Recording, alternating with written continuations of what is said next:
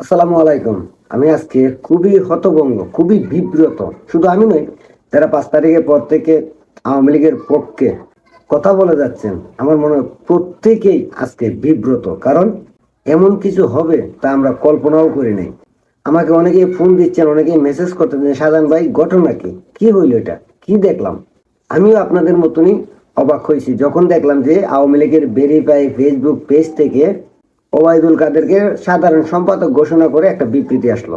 আমি ভাবতেছি ওইটা কি ফেসবুক পেজের অ্যাডমিনরা ভুল করে দিছে নাকি দলীয় সিদ্ধান্ত। যদি অ্যাডমিনরা ভুল করে এই বিবৃতি দিয়ে থাকে তাহলে আশা করি অ্যাডমিনরা তাদের ভুল সংশোধন করে নেবে। আর যদি দলীয় সিদ্ধান্ত হয়ে থাকে তাহলে আমার পক্ষ থেকে তীব্র প্রতিবাদ এবং নিন্দা জ্ঞাপন করছি। কারণ আমরা ৫ তারিখের পর থেকে আওয়ামী লীগের পক্ষে কথা বলে যাচ্ছি। নিষিদ্ধ হওয়ার পরও আওয়ামী লীগের পক্ষে কথা বলে যাচ্ছি। আমরা ভয়ে থাকি কখন মামলা হয়, কখন অ্যারেস্ট হই, কখন হামলার শিকার হই। তারপর আমরা আওয়ামী লীগের পক্ষে কথা বলতেছি। আমরা যারা অনলাইনে অফলাইনে যারা আওয়ামী লীগের পক্ষে কথা বলি, আমরা সবাই সেই বঙ্গবন্ধুর আওয়ামী লীগের জন্যই কথা বলি, যে বঙ্গবন্ধু শেখ মুজিবুর রহমান আমাদেরকে একটা স্বাধীন বাংলাদেশ উপহার দিয়ে গেছে।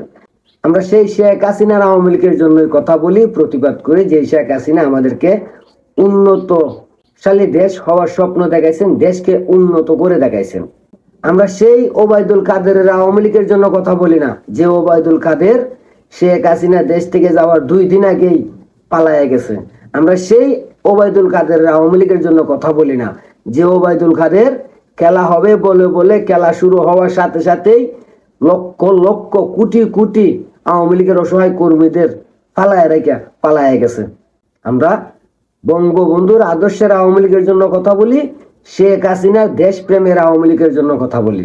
আমরা ওইসব ওবায়দুল কাদের নেতাদের জন্য কথা বলি না, যে ওবায়দুল কাদের মতো নেতারা দেশ থেকে পালায়া যাইয়া কোটি কোটি আওয়ামী লীগের অসহায় কর্মীদের বিপদে পালায়া চলে গেছে।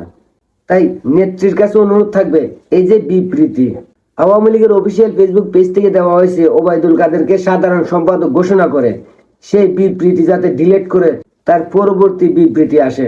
কারণ আমি বিশ্বাস করি যেসব আওয়ামী লীগের নেতারা পালায় গেছে তাদের দিয়ে কখনোই বঙ্গবন্ধুর আদর্শের আওয়ামী লীগ গড়া যাবে না, শেখ হাসিনাকে দেশে ফিরিয়ে আনা যাবে না।